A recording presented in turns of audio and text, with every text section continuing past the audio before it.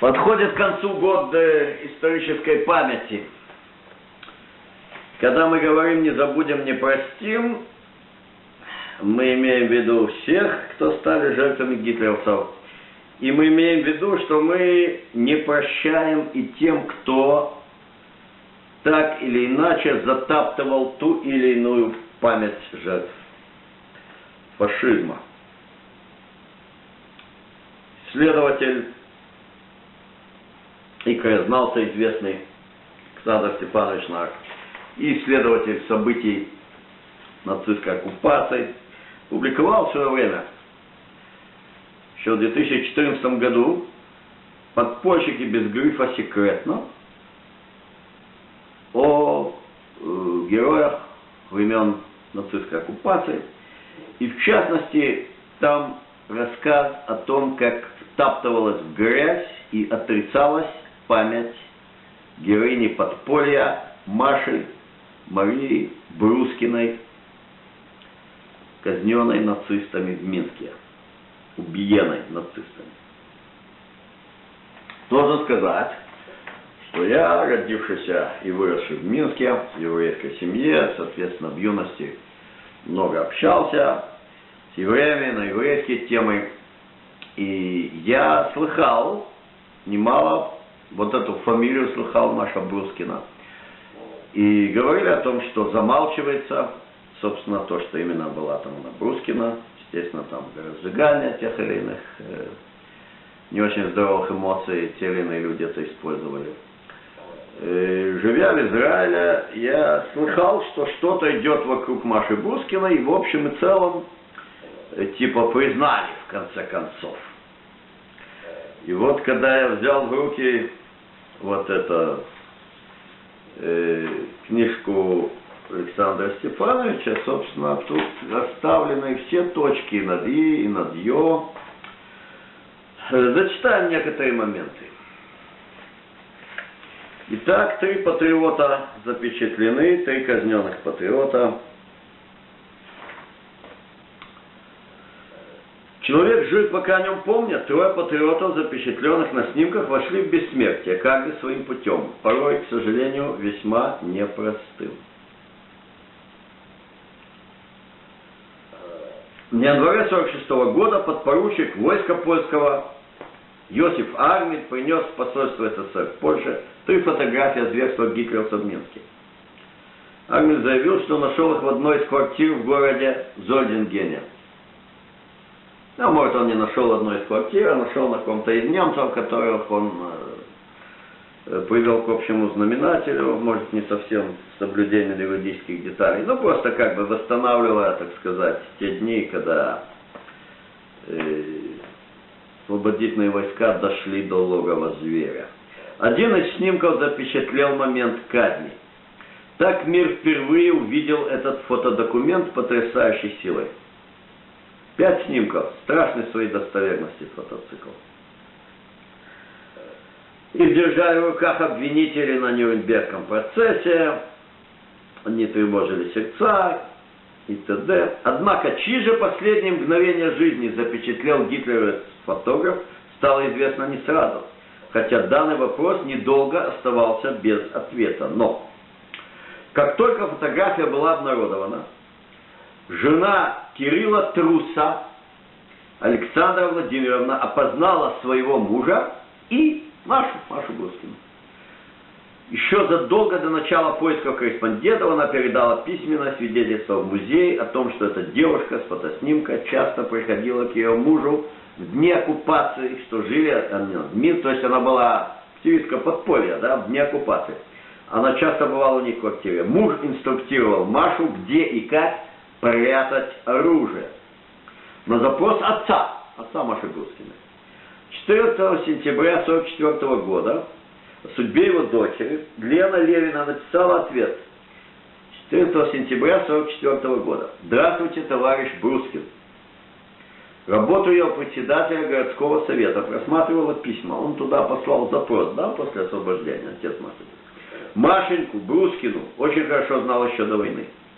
Могу вам сообщить, что ваша дочь погибла как героиня. Дальше идет не очень понятная фраза, вы должны понять, если речь идет о 1944 году, да, масса евреев воевали с оружием в руках. А громадное количество людей были истреблены, просто немцы их истребляли в рамках общего геноцида советского народа, как мы это освещали. И она пишет так: не как ее мать и многие другие евреи, в том числе мои родные, а как настоящий герой.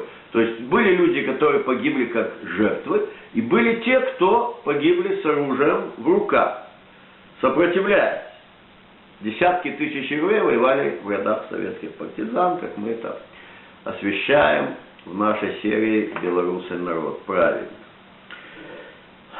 Как настоящий герой, ваша дочь в 1941 году перед октябрьскими праздниками была повешена за то, что переодевала красноармейцев и выпускала их на волю из госпиталя. А также за связь с лесными бандитами.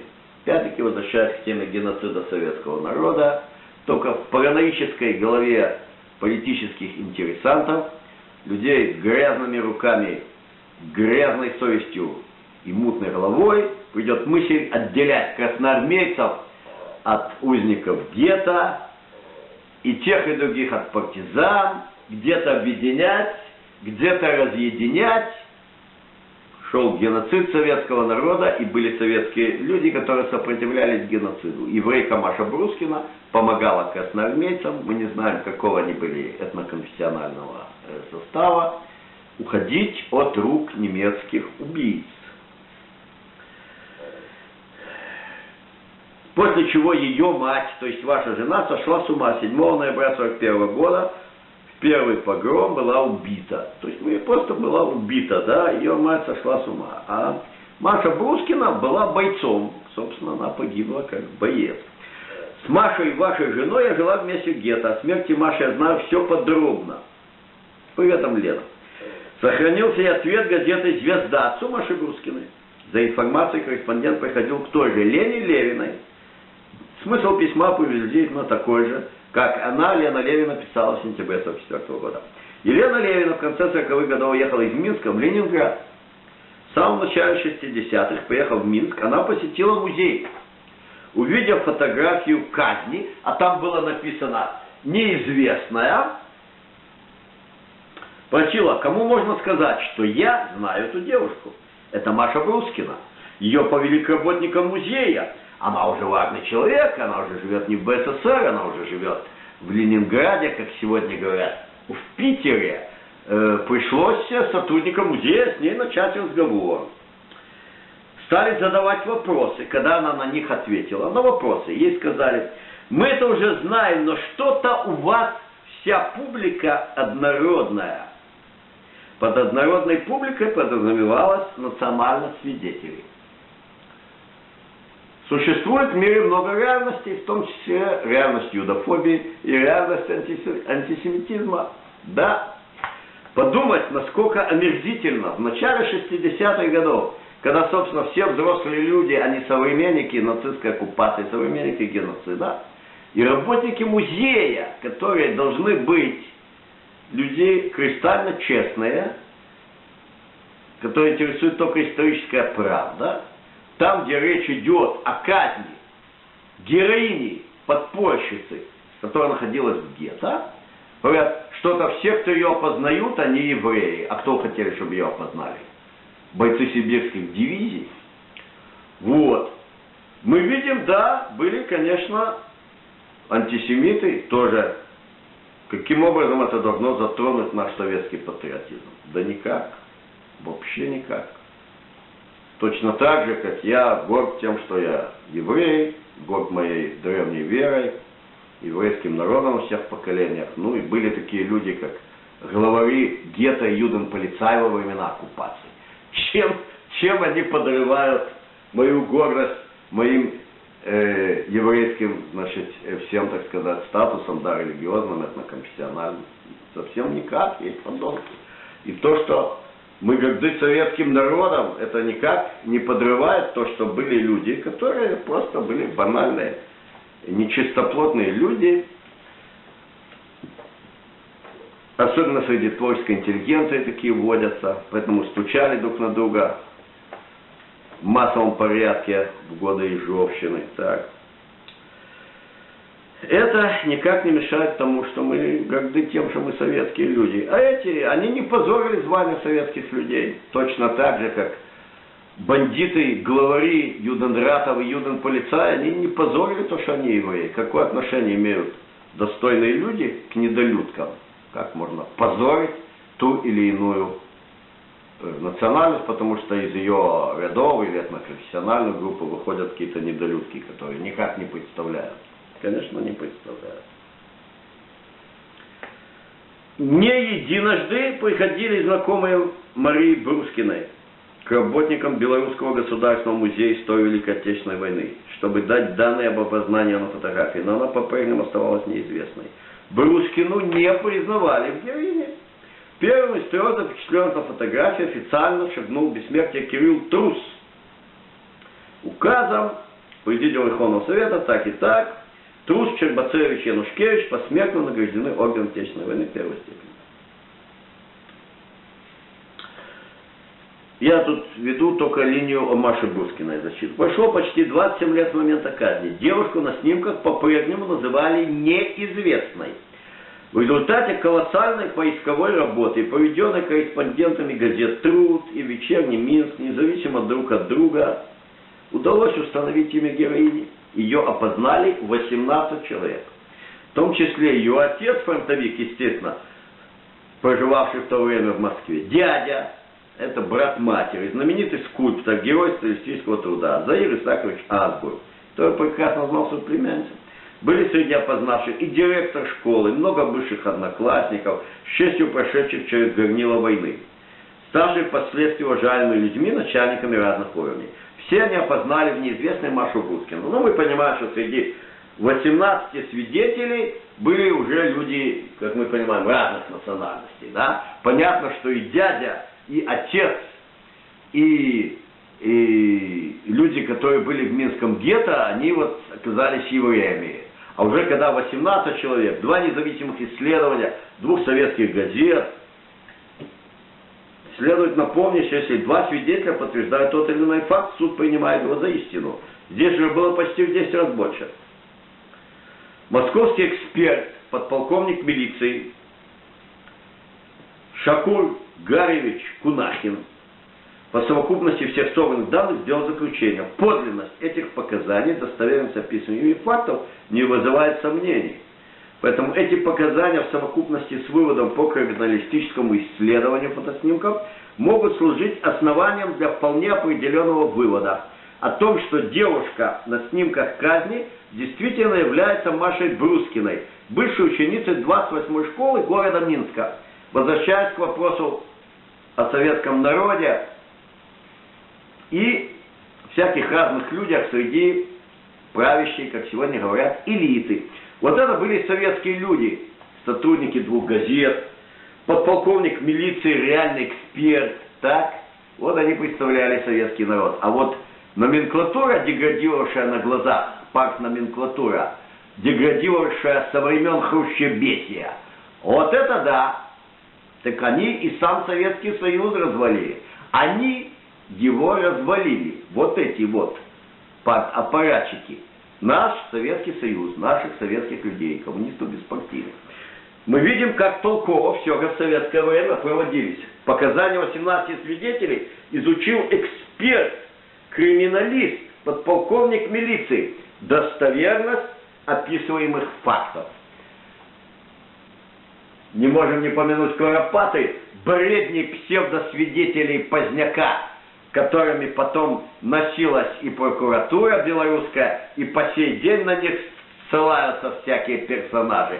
Какой-то эксперт-криминалист оценивал подлинность показаний свидетелей о том, что пацаны вырыли из земли труп, посадили его с газетой у дерева, чтобы насолить НКВД. Что бы сказал на это эксперт-криминалист? Итак, по результатам проведенной работы о подвиге личности Марии Брускиной были опубликованы статьи в газетах «Труд» и «Вечерний Минск». Потом вышла передача в эфир по радиостанции «Юность». Главным редактором газеты «Труд» с Субботиным, редактором газеты «Вечерний Минск» Лысовым было подано представление в Центральный комитет Коммунистической партии Белоруссии на Марию Борисовну Брускину, считая, что славная дочь белорусского народа, совершенно верно, то есть народа Беларуси, Мария Борисовна Брускина заслуживает высокой повисной награды. Предполагалось, что это может быть звание Героя Советского Союза. Со своей стороны, председатель Государственного комитета Совета Министров т.д. по кинематографии подал и т.д. представление к присвоению звания Героя Советского Союза Владлену Щербацевичу. Бюро ЦК КСМ Беларуси 30 мая 1968 года приняло решение о занесении в книгу почета Республиканской комсомольской организации пионера Владлена Щербацевича и комсомолки Марии Брускиной за подпольную деятельность и мужество, проявленные в борьбе с фашизмом в годы Великой Отечественной войны. Также бюро ЦК КСМ Беларуси просило ЦК КПБ Беларуси представить Владлена Ивановича Щербацевича и Марию Борисовну Брускину по личным наградам посмертно поручить Минскому горисполкому установить мемориальные доски на средних школах и т.д., где они учились. Но, как оказалось, комсомольцы со своим решением поторопились. За неделю до этого, 24 мая 1968 года, народ должен знать своих героев, мы назовем их фамилии, облеченных властью, представителей партноменклатуры, юдофобов. Народ должен знать своих героев. И без кавычек. И в кавычках Александр Степанович. Заместитель директора по партархиву Института истории партии при ЦК КПБ С. Почанин уже написал письмо секретарю ЦК КПБ Петру Машерову, а мы отметим, что Институт истории партии, потом его сотрудники влились чудесно в Институт истории Национальной академии наук, тот самый, который по сей день продолжает отстаивать куропатский фейк от дезавуирования. С. Почанин уже написал письмо секретарю ЦК КПБ Петру Машерову, в котором на 3 страницах убеждал о нецелесообразности присвоения звания Героя Советского Союза Владлену Щербацевичу. Вы этого Почанина знаете, кто он, чем он известен? Нет, чем не известен, да. Ну, по крайней мере, героем Минского подполья он не был. Нецелесообразность. Не осталось без внимания бдительного товарища отснятая мужественном мальчике из киноленты. С. Почанин писал: считаем неправильным, что документальный фильм о Владлене Щербацевиче выпущен на экраны без консультаций в Институте истории партии при ЦК КПБ. Итак, руководство Института истории партии при ЦК КПБ — это была структура, конструктивная советская структура, это была деструктивная структура из тех, на чьей деструктивной деятельности подготавливался развал нашей Родины, Великого Союза Советских Социалистических Республик. Вы согласны с моей формулировкой, Александр? Ну, частично. Частично, правильно. Мы ведь не бюро ЦК со времен Хрущебеся, чтобы приходить к единогласным выводам. Сейчас для многих может показаться дикостью, но вопрос о том, было или не было подпольной организации, был тот или иной человек подпольщиком или нет, в то время решал городской комитет партии.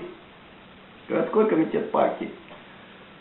Ведь задумка Сталина, что партия должна стать чисто идеологической структурой, которая занимается вопросами кадров, вопросами советской идеологии, а вопросы государственного управления должны быть в руках тех, кто занимается соответствующими отраслями.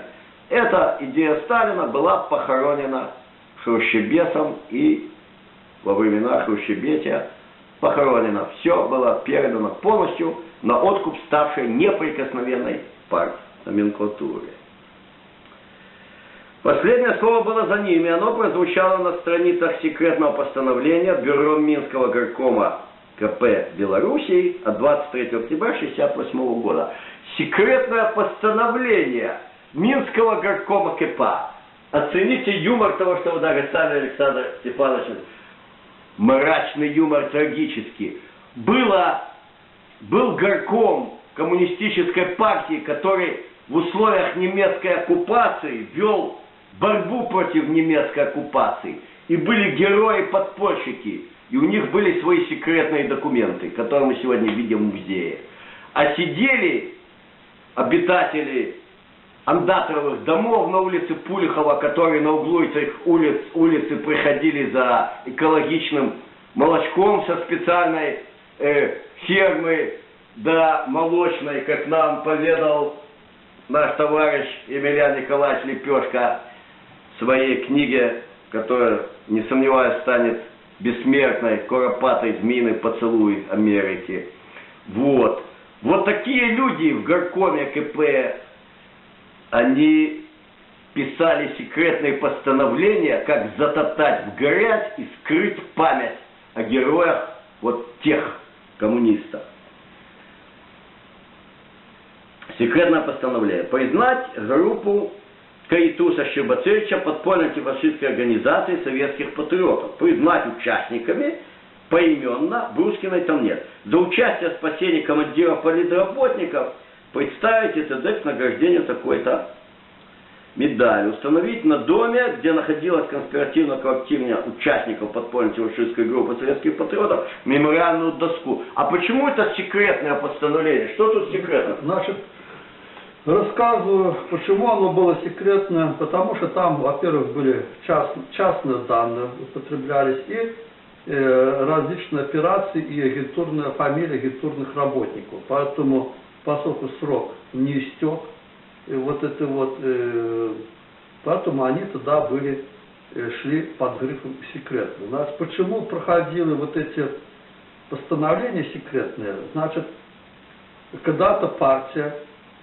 еще в годы войны обвинила первый состав и второй состав Минского подпольного горкома партии в том, что они были немецкими. То есть это провокационно были составы. Одним из ключевых эпизодов был это Ковалев, который Заславский возглавлял горком партии в свое время. И, соответственно, вот эта клевета на подпольщику, она жила довольно долго. И вот, когда стали разбираться, почему не давали звание город-герой Минску. Потому что вот это клеймо, которое было, обвинение, что был провокационный горком, подпольный горком партии, вот это клеймо, оно не давало права дать Минску звание город-герой Минск. И после этого, ну, в смысле, вот, начиная с 50-х годов, партия стала исправлять свои ошибки. То есть она, все вот эти подпольные группы, которые были в Минске, она стала проверять, были это провокаторы или не были провокаторы.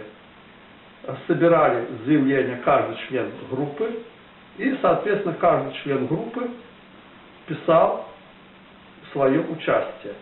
Вот этот институт истории партии потом брал вот эти все заявления, Иванова, Петрова, Сидорова, там, Брускина, еще кого-то, и начинал сверять, есть ли между ними какие-то противоречия. То есть, допустим, Иванов принес мину в город Минск, передал там какому-то связному. Тот связной Петров пишет, я от связного, как Иванова, получил такого-то числа мину, там-то и там-то, ну, к примеру. И вот после того, когда сверялись все эти данные, после этого передавались уже в горком партии, на бюро горкома партии, и они уже рассматривали вот эти вот. И вот тот факт, что Машу Брускину не признали, то есть всех членов группы признали, а Машу нет, вот это уже чисто политический момент, который работает, заметьте, до сегодняшнего времени. Я, может быть, переведу. Ну, сейчас прочитаем. А ну давай. Вот. То есть, что мы видим? Вопросы, кто был провокатор, кто нет, в условиях трагедии нацистской оккупации. Вопрос непростой, я вот сейчас приведу пример. Значит, в одной из книг воспоминаний партизан, которые сражались, ну, по факту на белорусской территории, книга изданная в Израиле, на иврите, люди, которые ходили из гетто на территории Литвы, так называемой, значит, они был шанс выжить, когда они оказывались на белорусской этнической территории, что мы будем обсуждаем в нашей серии «Белорусы на расправе». Так. Ну, в частности, была такая реально, значит, еврейских партизанских формирований, которые вышли оттуда, из гетто, значит, Литвы. И вот описывается, что казнили, еще в этом, значит, пока он сохраняет вот эти рамки, значит, еврейского партизанского отряда, до того, как он влился в советские соединения соответствующие, он там полностью под руководством, значит, сионистов там, немножко коммунистов там, ну, из тех, так сказать, мест, да, территории бывшей буржуазной Литвы. Они казнят человека, но единого мнения нету, и на тот момент, когда автор пишет спустя десятки лет воспоминаний, был он все-таки агентом гестапо или нет. Были непростые вопросы, это была трагедия. Ну, так, подождите, тут еще... и поэтому, собственно, эти документы были секретные, так или иначе, неизбежно понималась та версия или другая, предыдущая, признавалась. Тут еще не нужно забывать еще одну составляющую. Это было Минское коммунистическое подполье. А как я немножко осведомлен, тут было еще польское подполье. И нужно было фильтровать Минское подполье от польского подполья, которые по своим целям достаточно сильно различались, но многие хотели именно в те годы протиснуться, прощемиться. И добавлю что-то чисто умозрительно, но наверняка это 100% верно. И надо было вычленить, да, после того, как победил Советский Союз, вычленить дефамацию людей, связанных с одним подпольем против другого. Понимаете, подпольщики пользовались льготами участника Великой Отечественной войны. А вот эти вот агенты армии Краевой, которые были, да, может быть, они где-то и пытались воевать против немцев, но фактически уже с 1943 года это были вражины. Это те люди, которые шли на сделку. Лесные братья, они шли на сделку с СД. СД им поставляло оружие, и они полностью воевали на стороне немцев против красных партизан, против красных подпольщиков. Поэтому и стоял вопрос отфильтровать. И мы видим, что только в 1974 году в Минску было присвоено звание героя, город-герой Минск. То есть после того, когда в основном уже разобрались с подпольщиками, тогда присвоили звание, хотя, допустим, Чижевских, хоть они получили ордена посмертно, их признали, по-моему, в 1989 году. Так, слово просто. Ну, раз уж мы защищаем историческую правду, помянем такую деталь, что в 70-м году звание города-героя было присвоено Киеву, и белорусские товарищи всячески это поддерживали. А когда стал вопрос о присвоении города-героя Минску, украинские товарищи как раз-таки всячески этому противились. Вот. То есть, что мы видим? Работу исследовательскую проводил, да, значит, Институт истории партии, т.д., но и действительно постановления эти были секретными, не потому что кто-то что-то как бы там скрывал, там были реально секретные данные. Но достаточно было кому-то впустить юдофобскую струю, и под этим прикрытием секретности можно было взять и память героини подполья затоптать в грязь только на том основании, что она была еврейка. Что там нецелесообразного присвоить? Мало ли евреев получили звание Героя Советского Союза, не которые и дважды Героя Советского Союза. Что в этом было нецелесообразного? Так, вот. Смотрим дальше. Значит, рассмотрев материалы о подпольной антифашистской группе и статьи Марии Борисовны Бускиной, Бюро горкома КПБ не дошло достаточных оснований для признания Бускиной Марии Борисовны участницей подпольной группы Труса и Щербацевича. О как! Не нашли.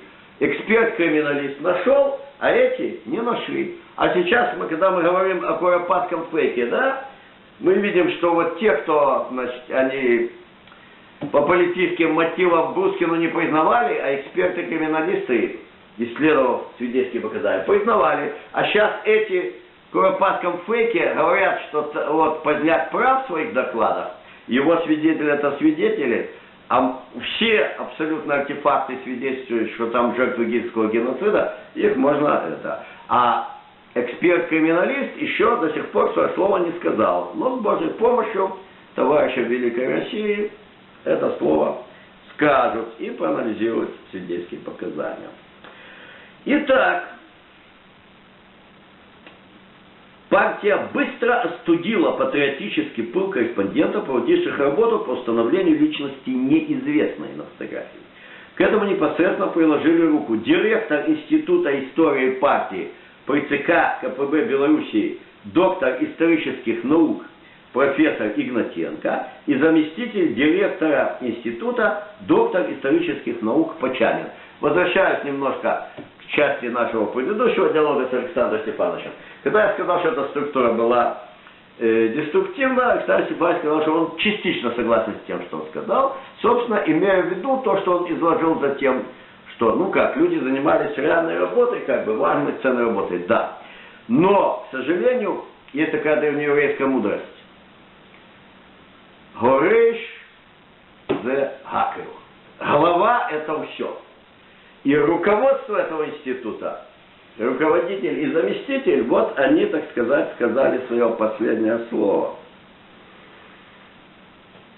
За их подписями было написано разгромное письмо. Нет смысла цитировать его полностью, достаточно одной фразы. К сожалению, не только труд, но и некоторые минские газеты. Знамя юности, вечерний Минский. Типа труд, общесоюзная, профсоюзная газета, если я не ошибаюсь. Да. Это типа вообще такое, не будем говорить в эфире, что о них вообще говорить нечего. Они вообще, кто они такие по сравнению с руководством Минского института истории партии? Эти вообще, ну и некоторые минские газеты, Знамя юности, вечерний Минский и другие, а также белорусское телевидение, клюнули на дешево состряпанную некоторыми недобросовестными людьми фальсификацию. Вот он шедевр того, что мы называем советским начетничеством. В этом нет ни тени антисоветизма, наоборот, мы патриоты великой страны, в которой родились и выросли. И сейчас, когда этой страны у нас нет, мы должны хорошо смотреть, кто там вредил и гадил, чтобы не допустить ничего подобного у нас в нашей республике Беларусь.